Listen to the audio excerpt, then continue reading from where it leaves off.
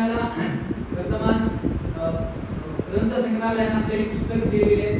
पूर्तता जरी कमी असली तरी जवळजवळ ते दरवर्षी त्यांनी 40,000 रुपयाची पुस्तकं ते देण्यास तयार आहे. पण अगोदर तेवढी पुस्तकं तर तुम्ही वाचावी आणि जेणेकरून पुढच्या काळामध्ये तुम्ही नक्कीच एक आमच्या सचिनचं तुम्ही बोलणं ऐकलं, भाषण ऐकलं तर ते खूप अप्रतिम असतं.